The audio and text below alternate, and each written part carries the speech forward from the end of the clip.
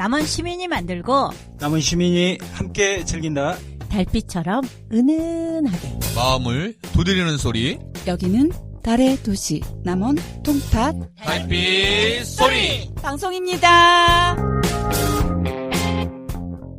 네, 이번 남원 지역의 수해로 인해서 공동체의 중요성이 굉장히 많이 부각이 되고 있는데요.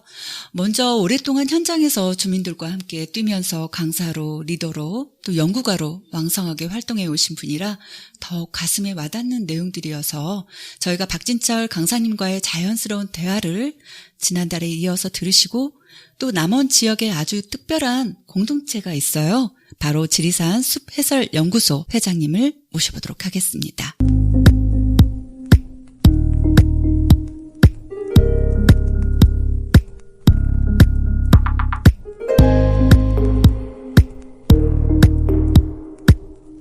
국가에서 이런 공적 자금을 투입해서 마을 미디어를 활성화시키고 이런 것들이 결국에는 우리가 정말 좀 더 안전한 사회, 남원으로 따지면 안전한 동네, 그리고 아이들이 정말 마음껏 돌아다닐 수 있는 그런 거. 필리핀은 총을 안 든 사람 팔잖아요. 그러니까 야시장이 없어요. 근데 베트남은요, 칼밖에 안 팔아요. 그러니까 야시장이 있어요. 그건 공동체가 결정하는 거예요. 그러면은 그들이 살아가는 문화, 생활, 이런 것들이 다 달라지죠. 그걸 통해서 생겨나는 게 세계관 아니에요. 애들이 그걸 통해서 배우고 보게 된다는 거죠. 그 속에서 자아를 형성하고 가치관을 갖게 되고 그것을 통해서 또 그 가치관을 또 전수를 해주는 거죠. 우리나라 너무 안타까운 게 세대 단절. 그러니까 지금 우리가 해줘야 되는 게 얼마나 많냐면 어르신들도 가서 교육을 해줘야 돼요. 어르신들 뭐 교육해야 되냐면 어르신들 좀 있으면 이제 넘어질 거예요. 어떻게 해야 안 넘어지는지를 얘기를 해줘야 돼요. 약 몇 가지 드세요? 아, 그거 3가지 드세요? 한 가지만 더 드시면 이제 걸어다닐 때 조심해야 돼요. 곧 넘어져요. 침대 쓰세요? 침대 내려오세요. 뼈 부러져요. 그러니까 어른들이 뼈가 부러지잖아요? 그러면 갈 수 있는 데가 이제 요양원밖에 없어요. 누가 케어를 안 해주니까. 근데 이분들이 안 부러지고 스스로 살아나갈 수 있도록 해주는 것도 마을의 역할이에요. 고독사라는 말이 우리나라에서 이건 가당한 얘기가 아니에요. 아침마다 돌아다니면서 옆집 가갖고서는 계셨냐고, 진지 자셨냐고 물어보는 그런 나라였는데, 어떻게 그 방 안에서 혼자 돌아가죠? 한 달 만에 발견되기. 말도 안 되는 얘기예요. 나라가 이렇게 가면 안 되는 거죠. 지금 여기가 딱 낀 세대. 위에 어른들 공경하고, 내라는 세금 다 내면서 여기까지 왔는데, 애들은 집사 내라, 혼수 내라, 다 뜯어가지. 나중에 우리끼리 그냥 죽을 때는 아무것도 없이 쓸쓸하게 요양원 들어가서 죽어야 되는 세대가 이 세대예요. 그러니까 정신 차려. 수업 중이라 어르신들 수업 침대 중이라 쓰는 게 내가 안 좋아요? 이따 다 왜요? 왜냐면 그러니까 약을 4가지 이상을 먹으면요, 내가 원하지 않더라도 그냥 갑자기 이런 그 코마 같은 게 와서 푹 쓰러져요. 근데 어른들은 골다공증이 되게 많거든요. 그래서 넘어지는 순간에 관절이 있는 데가 부러져요. 안 붙어요. 그리고 침대에서 본인이 이렇게 내려오려고 이렇게 짚잖아요. 근데 이 공간감이 줄어들어요, 이제 나중에 나이 들면. 그래서 요를 놓고. 그러니까 우리 어른들이 얼마나 지혜로웠는가를 알 수 있어요. 우리 침대 생활하고 요를 쓰잖아요. 그러니까 뼈 부러질 일이 없었던 거예요. 지금 있는 병들을 보면요, 새로운 문화 속에서 우리 살다 보니까 있는 병들이 거의 대부분이에요. 그리고 옛날 언제부터 이거 관절을 여기다가 쇠를 심었어요. 이게 왜 생겨나냐면요, 외국은 침대에서 떨어지고 그러니까 이거를 고정을 하고 쇠 받고 했던 거예요. 우리나라 언제 쇠 박았어요, 여기 다리다가. 이게 다 걔네들 문화 속에서 필요하니까 플레이트도 만들고 나사도 받고 허리 부러지면 브릿지도 걸고 막 이런 거지. 우리는 그냥 꼬부라지면 꼬부라진 대로 살고 그렇게 살았죠. 이게 외국 문화예요. 외국 문화가 그렇게 필요하니까 이제는 우리는 어떻게 해요? 다리 아프면은 야, 일단 무릎 없앱시다. 여기다가 받고 여기 힙 아프다. 뭐 고관절 상했어요. 갈아버리고 막 뼈 뚫어가지고 막. 근데 손을 안 대는 게 좋죠. 손을 안 대려면 이제 통계를 잘 볼 필요가 있어요. 제가 통계 조사를 좀 하다 보니까 2세대, 3세대가 같이 모여 사는 데가 어르신들이 오래 살아요. 근데 만족도는 누가 높냐? 1세대. 어르신 혼자 사시는 분들이 만족도가 높아요.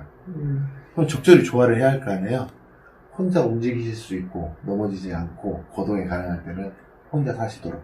독립적으로. 그래야 수명이 길어지니까. 만약에 혼자 한 번이라도 넘어졌다, 그러면 2세대, 3세대 같이 살아. 그러니까 이런 것들이 동네에서 무브먼트로 우리가 이제 해야 되는 운동인 거죠. 청년들이 없는데, 청년들이 없으니까 우리가 해야죠. 지금 우리가. 이제 우리 죽어버리면요, 어르신들 누가 팔짱 껴줄 사람도 없어요, 이제. 노인복지회관 가갖고요, 공익들 하는 거 보세요. 어른들하고 거의 쌍소리 하면서 살아요. 근데 걔네들이 어른들을 모셔놔? 택도 없는 얘기예요. 그래서 젊은 사람들을 어르신들의 교육에 보조로 잘 써야 돼요. 어르신들은 어차피 3명 이상 교육이 안 돼요. 그러니까 10분 모시면 보조 강사가 3명, 4명이 붙어야 돼요. 그래야 미디어 교육을 해요. 어르신들도 미디어 교육이 필요해요. 나이 들었으니까 알아야 돼. 그게 아니에요. 나이 들었기 때문에 알아야 돼요. 이건 생존이에요, 생존. 어르신들은 이 세상에 쓸모없는 존재가 아니에요. 그걸 인식시켜주는 거예요. 65세가 넘어가면은 뭘 해야 되냐면 인생을 정리해야 돼요. 내가 살아온 인생을. 65세요? 네. 아니, 요즘 빠르지. 아니 65세 80은 돼야지. 아니 65세 때 왜 그걸 정리해야 하냐면 170인데. 그게 발달 단계 때문에 그래요. 그래. 어른들의 발달 단계에서 65세는 우리로 봤을 때는 일할 수 있는 나이잖아요. 네. 근데 65세 때 내가 무가치한 존재로 인식을 하게 되잖아요. 그럼 무기력하게 30년 살아야 돼요. 맞아. 그렇죠. 근데 65세 때 내가 그동안 열심히 살았구나. 나를 통해서 우리 자손들이 있었구나. 이런 것들을 인식을 할 때 새로운 도전이 가능해요. 그래서 그분들에게 제가 그거를 뭐라고 얘기했냐면 생애주기 교육이라고 얘기했어요. 네. 그래서 생애주기 교육에서 좋은 말 많이 나오는 오늘. 저는 많이 들었는데 정말. 생애주기. 그 발달 단계에 나오는 단어가 생애주기예요. 생애주기니까. 그래서 그 생애주기 교육에서 보건소에서도 그거 하잖아. 생애주기. 네. 건강검진 하나씩 늘어나는 거. 당신의 그 삶 자체가 존중받아야 된다는 사실을 스스로 인식시키고 이게 이제 자살 예방까지도 포함이 되는 거예요. 그리고 그 생애를 누구한테 공유를 해줘야 되냐? 자녀들한테. 근데 SNS 한 번도 안 해보신 분도 계시고 영상 안 만들어 본 분도 계시고 다 계시잖아요. 거기서 제 이런 경험이 있었어요. 그때 이제 복지관이 단풍놀이를 가기로 했어요. 버스를 불렀잖아요. 제 반이 클래스가 22명이에요. 22명. 걔 제일 많잖아요. 그래서는 저는 그랬어요. 저는 그냥 그날 수업하겠다고 단풍놀이 가실 분들은 가시고 그랬더니 복지관에서 연락 왔어요. 수업을 멈춰야 된다고. 왜요? 그냥 저 수업할래요. 그랬더니 어르신들이 안 간다고 막. 아니요, 수업 와야 된다고. 수업을 듣고 싶어서 네. 차라리 놀러 가는 거 안 간다. 네, 놀러 가는 거, 그거는 안 해도 된다고. 근데 이 수업 들어야 된다고. 그래갖고 내가 그래서 수업을 멈췄어요. 헐. 그러니까 어른들의 가치를 깨워주는 가치가 거는 살아가니까. 어마어마하게 중요해요. 그리고 그분들에게 거기서 유서 쓰신 분도 계셨어요. 자기 80세 거의 가까이 되신 분은 그 영상 이렇게 하면서 자기가 따로 녹음을 좀 하고 싶다고 해서 내가 녹음기로 해갖고 지금 지역에서 해야 될 게 그것만 있는 줄 아세요? 지금 돌아가실 분들 지금 세고 셌는데 그분들 목소리 담는 일들, 현장 담는 일들, 아유, 저는 너무 많이 보이는데 우리도 그래요. 해야 쓰겠네. 그래요. 그래서 저는 지금 주의가 어떤 주의냐면 지역별로 작은 미디어 센터들이 계속 생기고 활동가 양성해서, 그러니까 활동가가 돈 벌어먹으려는 사람이 아니라 진짜로 같이 마을에서 같이 놀고 싶어 하는 사람들, 그 DNA가 보이는 사람들이 있어요. 없어, 근데 그런 사람 별로. 그러니까요. 없으면 안 해야 돼요. 진짜로. 예. 근데 안 해야 되는데 거기다가 자꾸 정량적으로 자꾸 뭔가를 하려다 보니까 필요 없는 데 가서 나 활동가 받았어요. 남원시에서 인정한 사람이야. 다른 데 가서 어문짓 하는 사람들도 생기고 막 그러는 거예요. 그러니까 이 정량적인 걸 이제 멈추고 사회가 이제 정성적인 걸 어떻게 볼 것인가. 근데 정성적인 거는 기준이 없기 때문에 굉장히 어려워요. 그렇기 때문에 서로 사회적 합의를 이끌어내는 게 굉장히 중요해요. 그래서 꾸준히 얘기하고, 그래서 이런 것들을 전문적으로 연구하고 그것들을 추진해나갈 그런 단체들, 타 지역에서 데리고 오지 말고 남원에 있는 사람들끼리 모여서 얘기하고, 저 같은 사람 한 번씩 불러가지고 그냥 원론적인 얘기 한번 듣고 다시 한번 우리가 빠뜨리는 거 없는가 한번 다시 체크하고, 그리고 나서 또 얘기하고. 지금은 그런 게 필요해요. 지금 저는 우리 그 시나 군의 자원이 어디 다 계신다고 생각하냐? 요양병원, 양로원에 다 있단 말이야. 이제 좀 있으면 사라질 건데. 사실 미안한 얘기지만, 동네 마을 소리 담는 것보다 더 중요한 건 어르신들의 그 소리를 담는 거. 남원이었을 거예요. 저기, 어디 가면은, 지도에다가 이렇게 누르면은, 코딩으로 해가지고 누르면은 그 마을에서 들을 수 있는 소리를 이렇게 듣게 한 그 전시했는데, 제가 지금 연구하고 있는 것 중에 국토정보부하고 하고 싶은 사업이 하나가 뭐냐면, 지금 귀농귀촌 하라고 하잖아요. 근데 귀농귀촌 뭔 정보를 갖고 하겠어요. 여기가 비교가 안 되는데, 타 지역하고. 이게 모아야 돼. 다 모으는데, 동네 이장님들 영상 출연시켜서 스마트폰 있으니까 내가 만약에 남원 가고 싶으면 어플에서 남원 선택하면 그 동네, 내가 가려고 하는 그 동네. 그래서 양승모 면장님이 이장님들이나 이런 분들이 나와서 우리 마을이 어떤 구성을 갖고 있고 오셨을 때 어떻게 하면 좋다. 뭐 자세한 거는 링크 누르시면 된다. 거기서부터 홈페이지로 넘어가면 되거든요. 그러니까 지금 우리가 해야 될 것들이 뭔지를 정확히 알아야 돼요.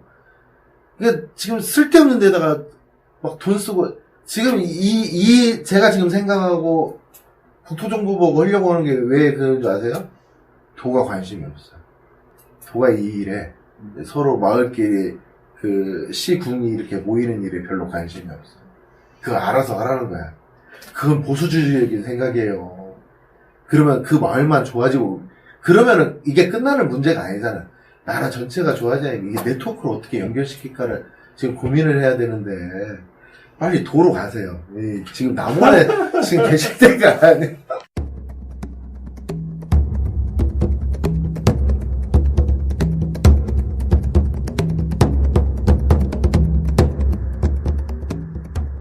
지리산 숲해설연구소의 김기옥 회장님, 안녕하세요.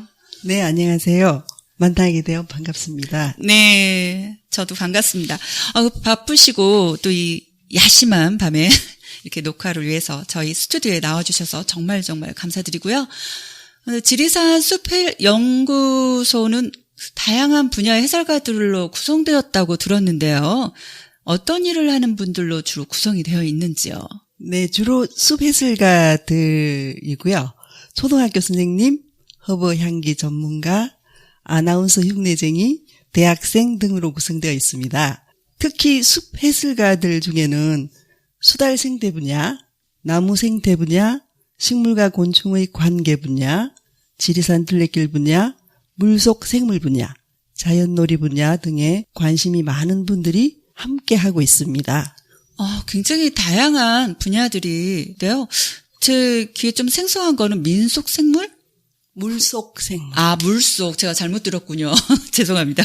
그래서 좀 생소하다 싶었는데 물속 생물이었군요. 네. 그 아나운서 흉내쟁이? 재밌네요. 캐스트 지망생이라고 할까요? 그렇게 다양한 해설가 분들이 한 자리에 모여서 분위기가 아주 다양하게 색깔들이 나올 것 같은데요. 어떻게 서로가 또 서로에게 이렇게 배우는 여러 장점이 많을 것 같아요, 회장님? 네, 그렇습니다. 서로 자문을 해주거나 또 쉽게 풀어서 서로 이해하기 좋게 도움을 주거나 유익한 도감책이나 관련 서적 등을 안내하고 또 소개받기도 합니다. 같이 숲으로 사전 답사나 모니터링을 떠나면 서로가 서로에게 스승이 되었다가 다시 제자가 되는 그런 상황이 연출됩니다. 재밌겠어요. 제가 이제 산림청에서 몇 년 전에 우리나라 숲의 공익적인 가치가 109조 원이라고 하고 또 1인당 산림이 주는 어떤 복지 혜택이 216만 원이라고 발표한 바 있었어요. 근데 전염병이 돌면서 인류가 자연과 숲에 대한 관심이 더 많아진 것 같은데 숲이 주는 혜택을 누리기 위해서 우리가 어떻게 해야 할지 또 남원의 대표적인 숲 해설가 김기옥 회장님께서 그 방법을 어떻게 간단하게 알려주신다면? 가장 먼저 드릴 대답은 네. 숲에 자주 드는 것입니다. 자주 시간을 내어서 숲에 들어 숲과 함께하는 시간을 가지면 숲은 아낌없이 우리에게 자신이 가진 것을 내어줍니다. 마치 우리가 숨을 쉬면 네. 대기는 산소를 제공해 주는 것처럼 말입니다. 아, 그리고 중요한 것은 네. 숲 속의 것을 숲 속에서 느껴야 합니다. 아, 숲으로 들되 숲 속의 것을 숲 밖으로 억지로 가져 나오지 않고 억지로 쫓아내지 않으면 숲에서 우리들은 기대 이상의 혜택을 누릴 수 있습니다. 해서 숲에 들어 바람이 지나가는 것을 지켜보고 햇살이 환호하는 나뭇잎의 박수 소리를 듣고 또 밟히는 흙과 바위들의 오랜 속삭임을 듣고 오시면 됩니다. 숲속의 생명들이 함께 연주하는 교향곡 소리를 듣고 숲속의 존재물들이 보여주는 아름다운 그림을 감상하고 오실 때면 돈으로 환산할 수 없는 커다란 위안과 행복감을 얻을 수 있습니다. 아, 김기옥 회장님께서 말씀을 어디 시인이신 건가요? 아주 숲을 좋아하다 보니 그렇게 되었습니다. 아, 그래요? 나뭇잎의 박수 소리. 네. 기가 막히네요. 네, 저도 그거 지금 포인트를 잡아놨어요. 나뭇잎의 박수 소리. 저희들이 자주 듣습니다. 숲에서. 숲의 교향곡. 예. 저거 똑같아요. 저도 지금 나뭇잎의 박수 소리, 숲속의 교향곡이 너무 좋아서 두 개 단어를 써놨는데, 아, 저도 갑자기 지금 당장은 좀 그렇고, 숲에서 위로받고 싶어지네요. 그 나뭇잎의 박수 소리를 듣고, 또 숲속의 그 교향곡들을 들으면서, 아, 녹색병원인 숲에서 건강검진 받으러 다들 가셔볼게요. 녹색병원에서 건강검진 받는다고요? 우리 진행자님도 아주 기가 막힌데요. 아, 실수였어요. 지리산 숲해설연구소는 아주 특별한 일을 하고 있다라고 들었어요. 남원 지역을 동별로 나누어서 큰 나무를 조사하고 또 그 나무에 얽힌 전설과 이야기도 함께 수집을 하고 있다라고 하는데 어떤 이유로 그런 일들을 지금 하고 계시는지. 그러게요. 저희들이 지금 현장으로 직접 찾아다니면서 남원시의 어떤 동이 어디쯤에 있는지를 먼저 알게 되었어요. 그러면서 남원시와 더욱 친해지고 있습니다. 그리고 마을에 있는 큰 나무는 한 개체의 나무라기보다는 하나의 작은 숲과 다를 바 없다고 생각하기 때문입니다. 또한 마을의 큰 나무들은 마을의 이야기를 듣고 보고 함께한 큰 어른들과 다를 바 없다고 생각하기 때문입니다. 인터넷이 발달하고 자동차 문화가 깊숙이 뿌리 박혀 있는 현대의 문화 속에서 인터넷과 자동차가 채울 수 없는 빈 공간이 크게 자리하고 있음을 느끼면서 살고 있기 때문입니다. 마을의 큰 나무는 느림의 공간이며 역사의 공간이며 영혼의 공간이 스며들어 있다고 봅니다.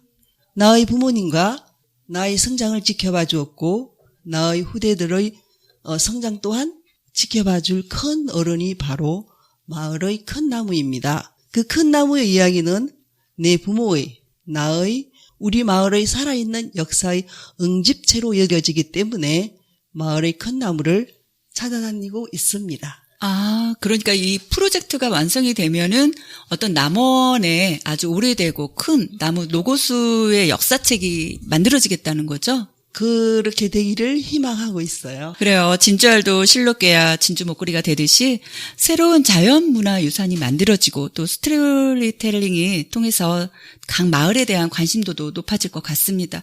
어떤 방식으로든 기록이 남겨지고 또 활용이 될까요? 그 내용들을 동영상뿐만 아니라 책자로 만들어 필요한 곳에 제공하고 또 열린 강좌, 열린 탐사를 통해서 남은 시민과 함께하는 나의 사랑 큰 나무 프로젝트로 진행할 계획입니다. 아, 그러면 동영상으로 만들어진다고 했는데, 그럼 그 동영상들이 어떻게 우리도 쉽게 접할 수 있는 유튜브나 이런 데 올려지나요? 유튜브에도 올릴 계획으로 있고요. 또 그걸 파일로 만들어서 원하는 곳에 PPT 자료를 해서 네. 같이 내용을 공유할 계획으로 있습니다. 아, 그러면 이 노고수를 찾아다니는 일들이 쉽지는 않을 것 같아요. 이게 흔히 만날 수 있는 그런 오래된 나무가 많지는 않아서. 그래서 찾아다니면서 어떤 있었던 에피소드나 아니면 나무에 얽힌 재미있는 이야기 하나만 해주신다면? 저희들이 올해 8월부터 시작을 했는데 비가 되게 자주 내렸어요.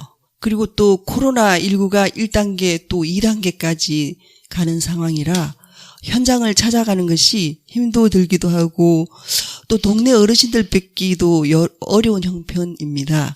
그렇지만 지난 8월 26일 영정동 구룡마을 350년 정도 된 느티나무 보호수를 만난 데에는 모두가 우와 멋지다라는 감탄사가 절로 나오는 시간이었습니다.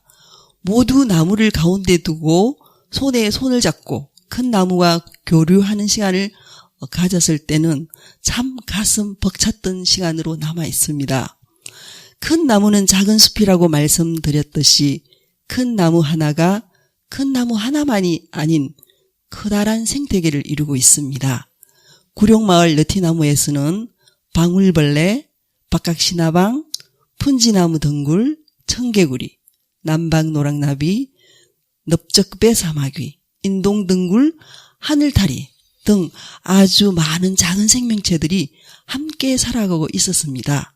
큰 나무는 다가오는 숱한 생명체를 품어주어 생태 공동체를 이루며 서로 의지해서 또한 살고 있었습니다.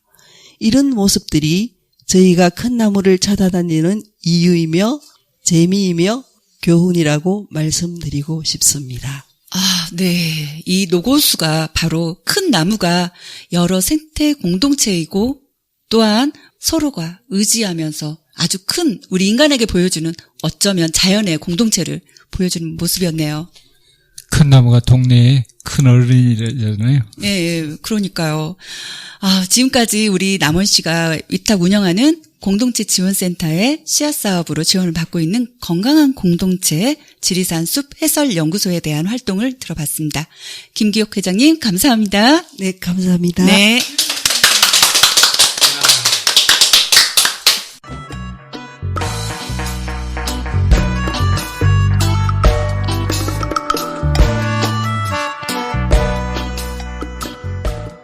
지난달에 우리 달빛소리 방송에서 소개했던 노암동 공동체 마을 모임 중에 해오라기 바위골 아시죠?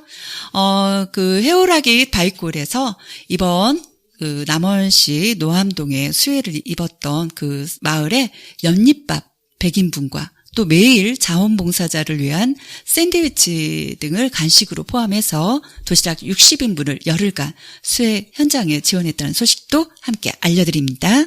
가을은 우리에게 어떻게 올까요? 그리고 어떤 모습일까요? 가을을 초대합니다. 자, 기타를 들고 함께 가을을 만나러 마중 나가 보시죠. 우리 형광님? 안녕하세요. 형광입니다. 네. 글쎄요, 가을하면 생각나는 게 이제 낙엽, 그리고 저는 개인적으로 바람, 가을바람. 네, 우리 사람에게 깊은 정서와 감동을 주죠. 근데 요즘같이 연이어 오는 태풍은 정말 밉죠. 이번 이 폭풍이 코로나19 이거 싹 쓸어갔으면 좋겠다는 개인적인 바람도 있습니다. 그래서 바람이 분다라는 노래를 한번 준비해봤습니다.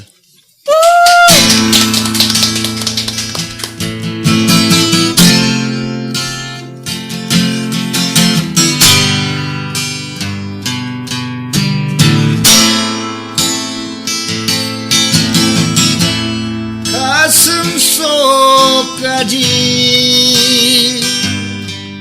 바람이 분다. 살랑바람이 다가 어느새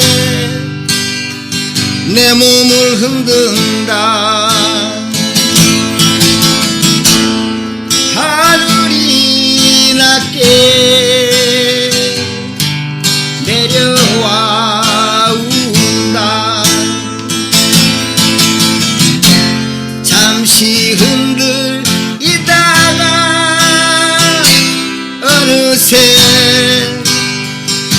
소리내어 운다. 지나가는 사람아 나를 한 번만이라도 안아서 쉬게 해 줄 수는 없는가. 어이해 아무도 없는 거. 오 슬픈 꿈이여 깨어나지도 못할 나의 꿈이여. 오 나의 바람은 지나가버린 바람 속에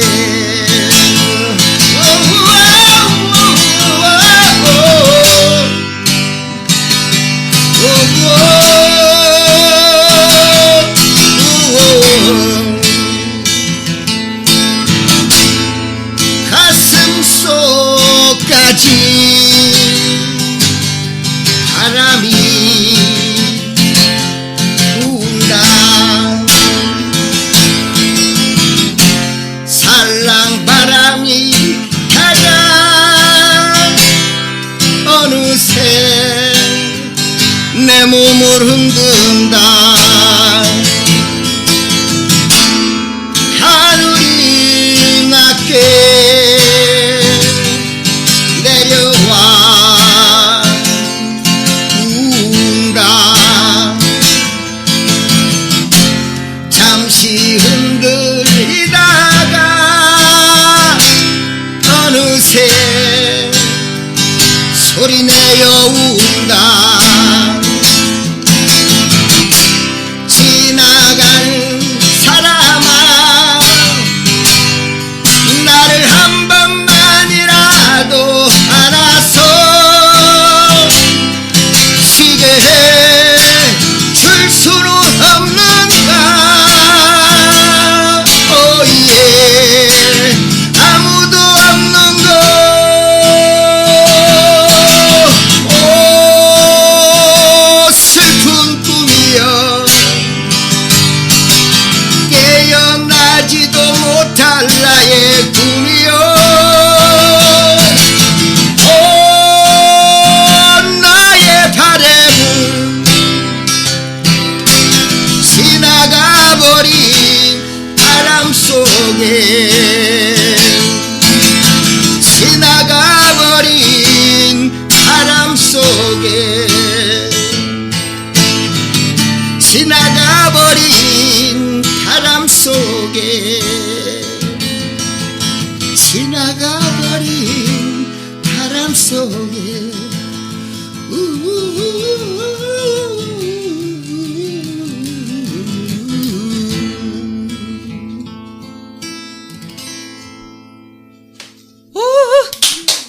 네, 박강수의 바람이 분다에서 마지막 그 가사가 나의 바람은 지나가버린 바람 속이라고 했잖아요. 전 그에 뒷말을 붙이고 싶네요, 갑자기.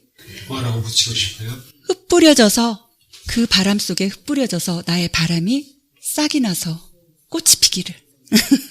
좀 어색한가? 아까 공동체, 나무 공동체에서 바로 예, 왜? 차이 뻗었어요. 컨트롤 V.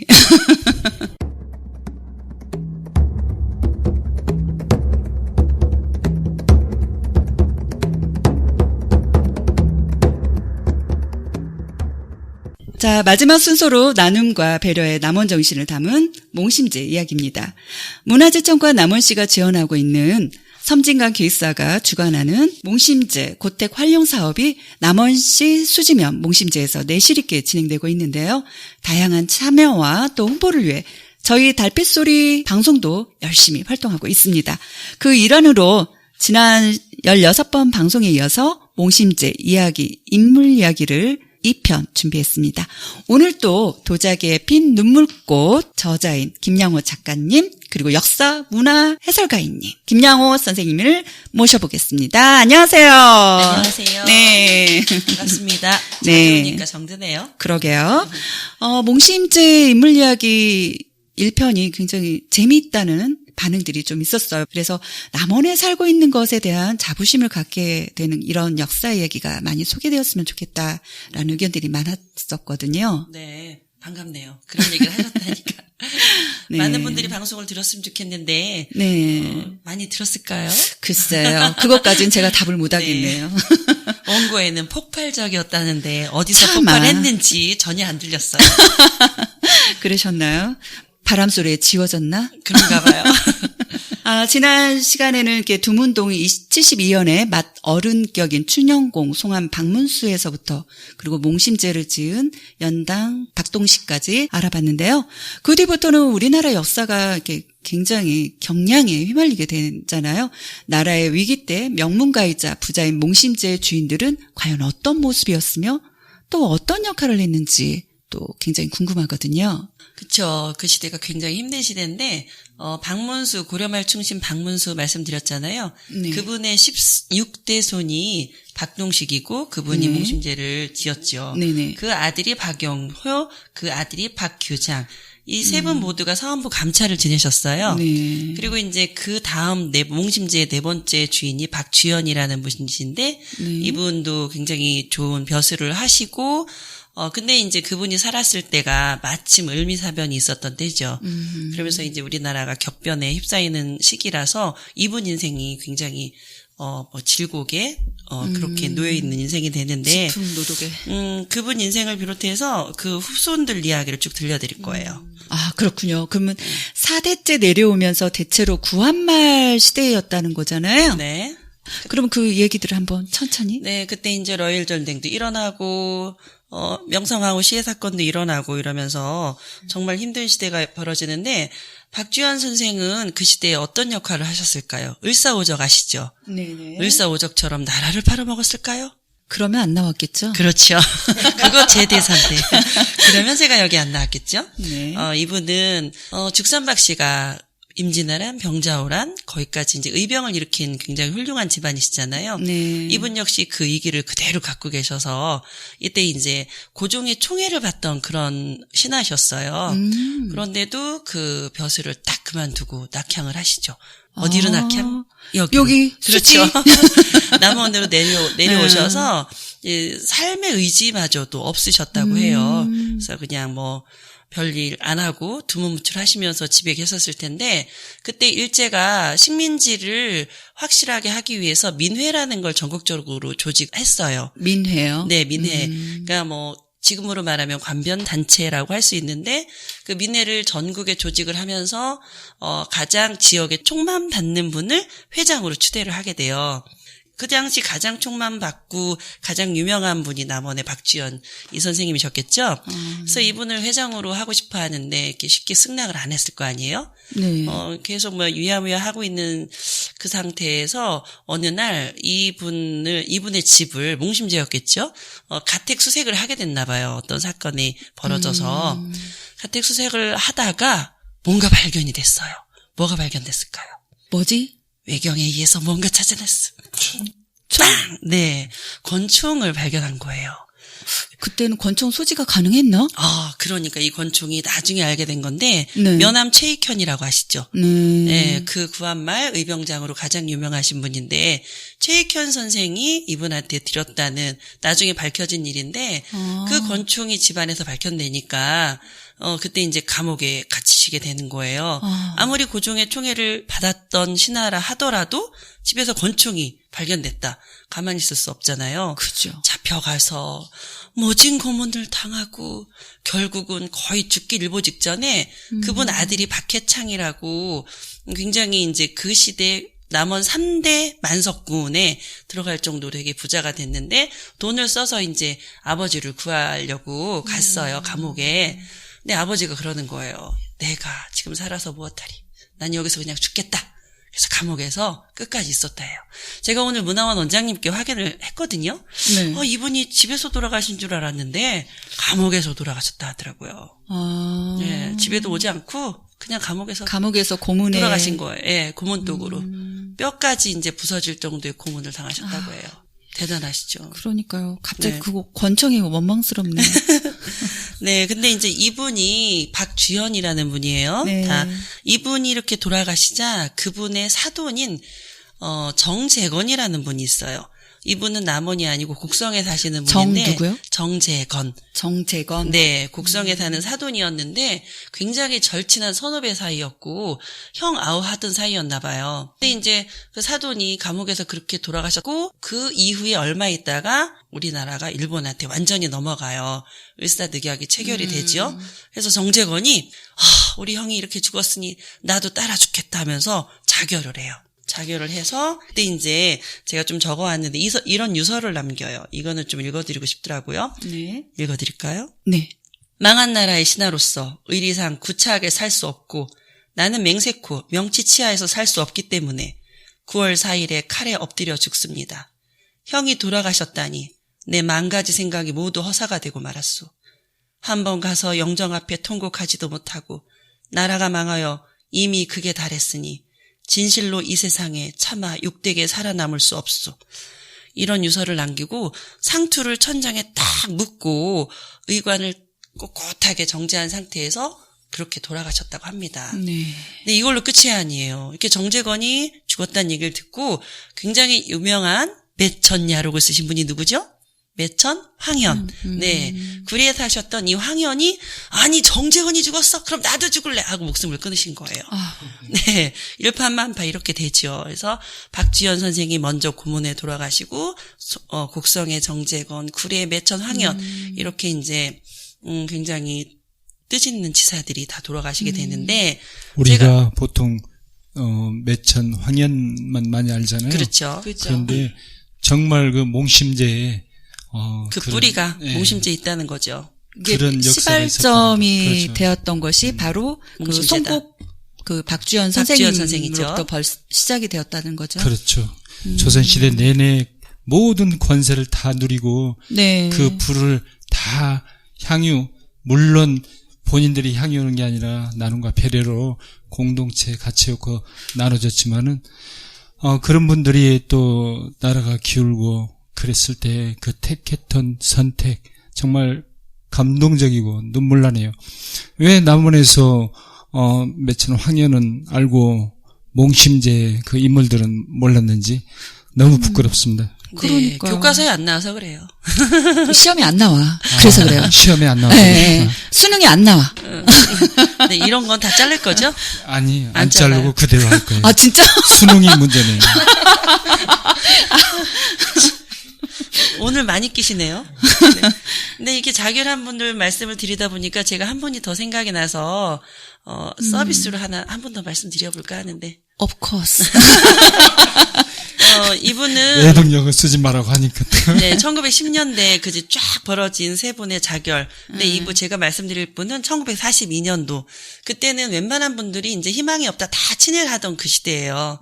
친일로 다 한번 넘어가고 이제 우리 어쩔 수 없어 뭐 이러고 있을 때인데 단발령이랑 그때 이제 뭐 그 창씨개명 이런 게 막 이루어지잖아요. 그때 나는 더 이상 그런 거 할 수 없다 이러면서 이제 전주희 씨 성령대군의 후손인데 주생에 사시던 이태현이라는 분이 있어요. 아, 이 이태현? 이태현이 이제 3대 독자인데도 단발령하고 창씨개명에 반대해서 자기가 내 이놈들 일본 놈들 니네 뭐뭐뭐뭐 10가지 잘못했어 하면서 수외 10조라는 거를 써가지고 전국에 뿌려요. 아 전국까지는 아니겠다. 남원 곳곳에 뿌리다가 결국은 잡히죠. 잡혀서 주생 주재소에 네. 지금 파출소 같은 데예요.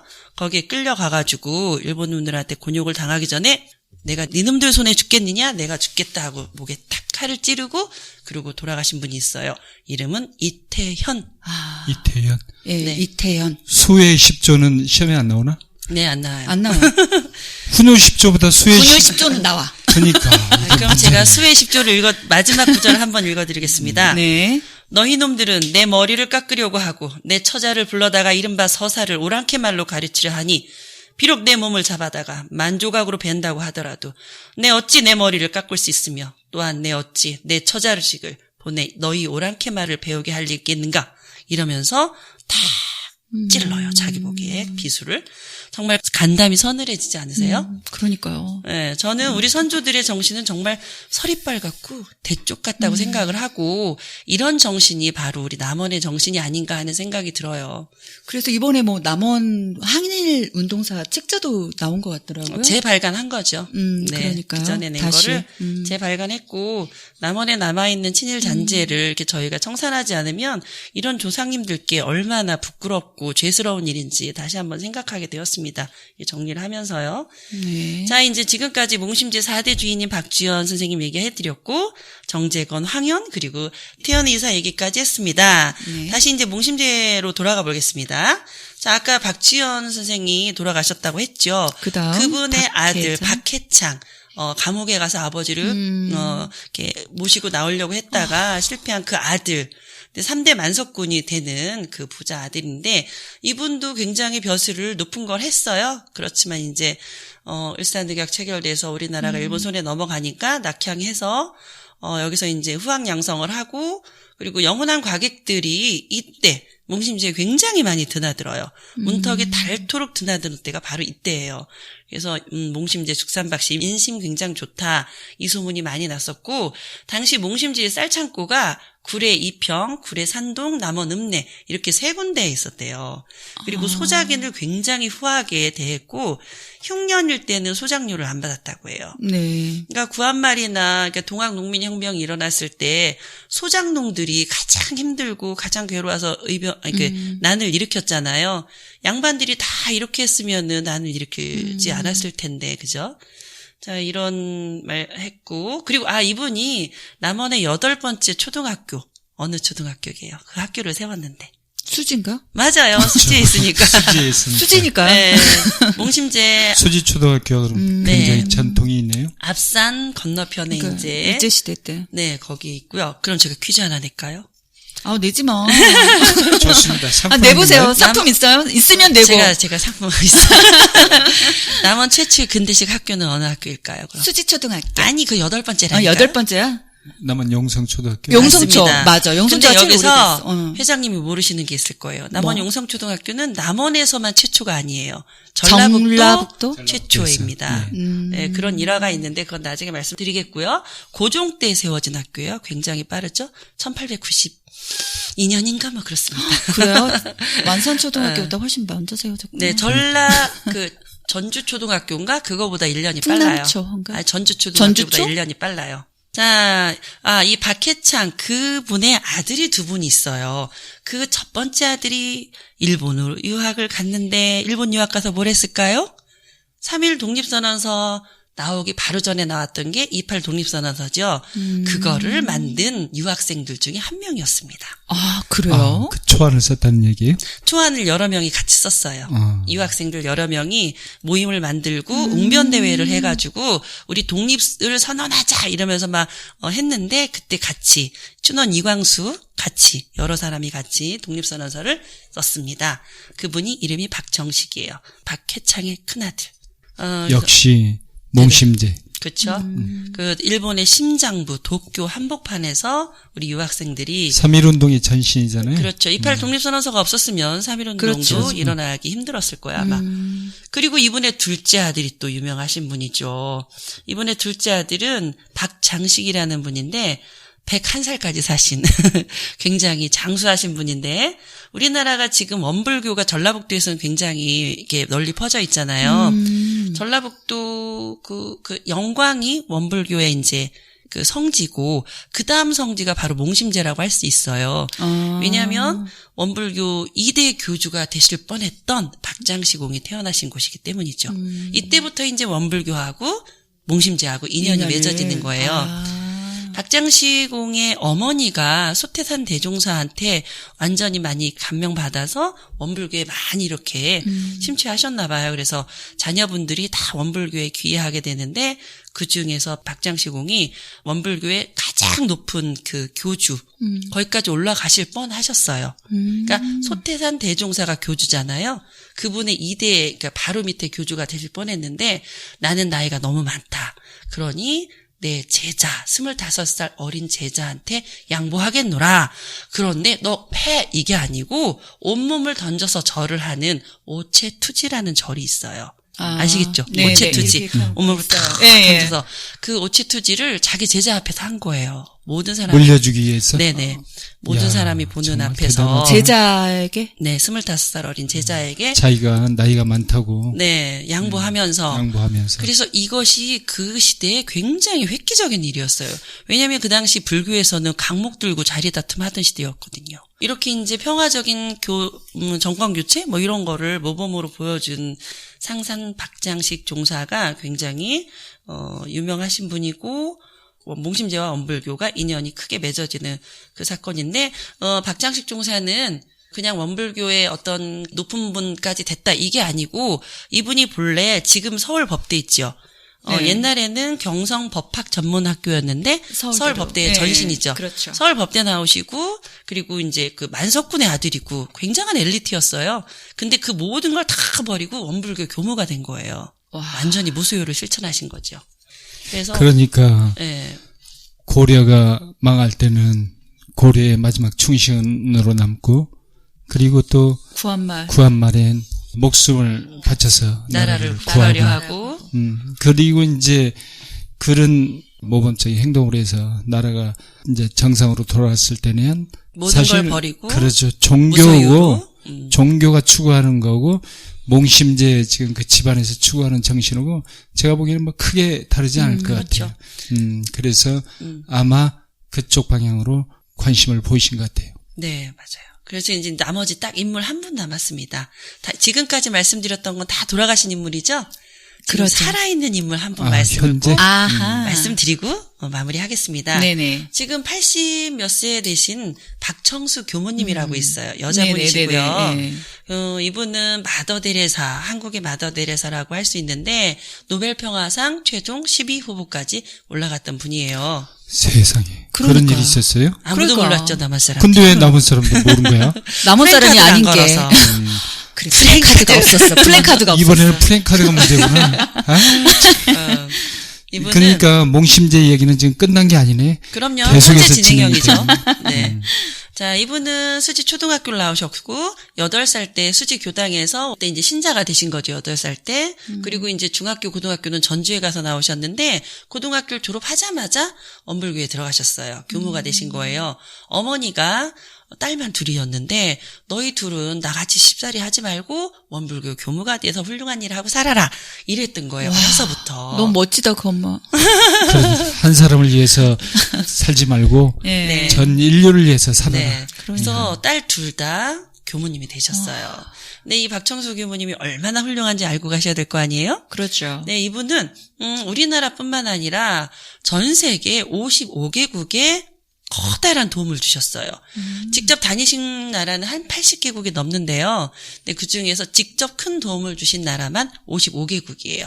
예를 들어서 어떤 일을 하셨냐면 히말라야 라다크 아시죠? 거기 아이들은 학교를 다녔을까요? 못 다녔을까요? 그냥 뭐 집에서. 못 다니죠. 옛날에. 학교가 없었어요. 네. 옛날에는 학교가 없었죠. 길도 너무 멀고 지금도 그럴 험하고 것 그래서 같아요. 네, 기숙형 학교를 지어줬어요. 히말라야 라다크에. 아, 그리고 개인 사비로? 네, 사비가 아니고 이분은 돈이 없잖아요. 그렇죠. 그러니까 여기저기 설교를 다니시면서 돈을 모으시는 거죠. 모금해서. 네.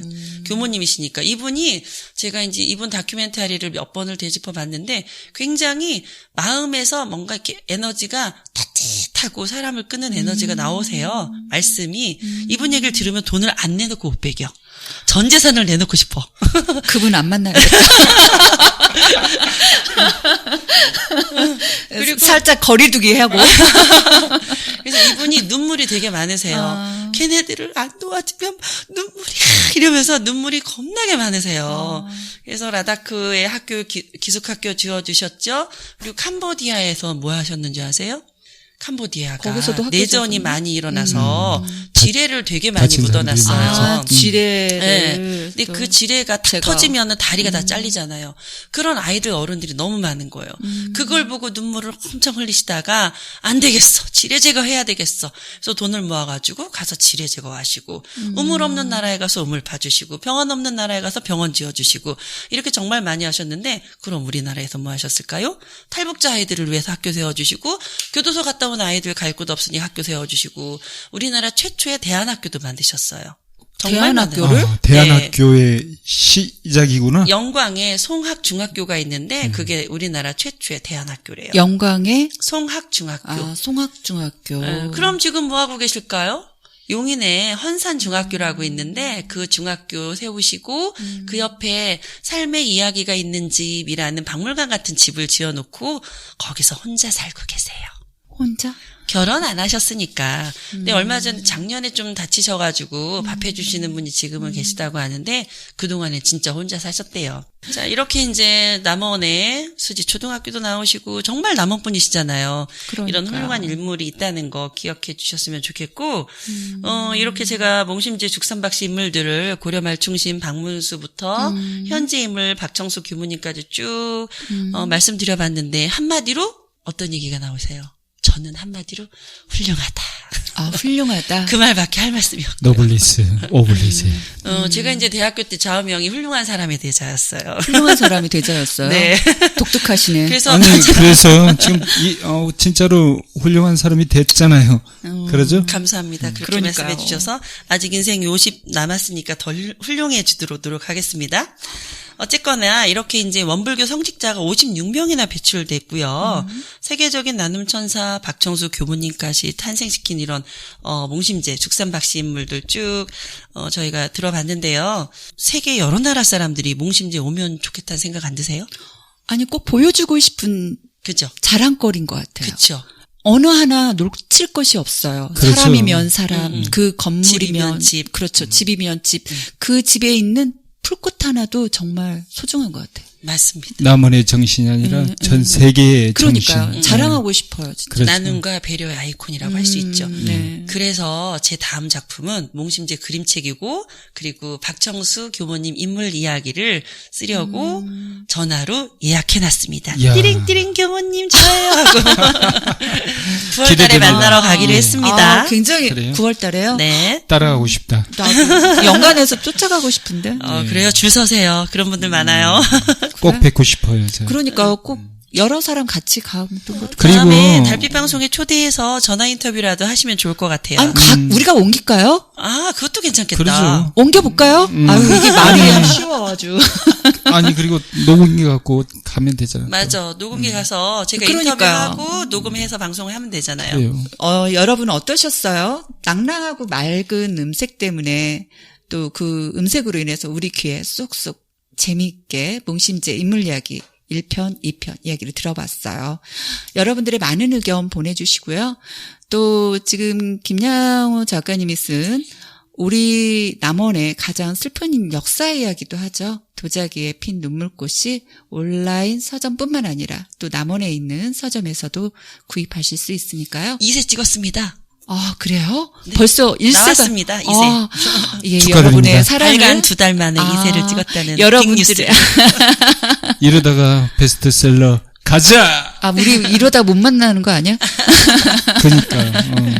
예, 그래요. 여러분들이 그만큼 우리 자녀들과 읽으면 유익한 책인 걸 또 증명을 해주셨네요. 많이 구입해서 읽어주시고요. 오늘 김영호 작가님 수고 많으셨습니다. 네, 감사합니다. 고맙습니다. 네.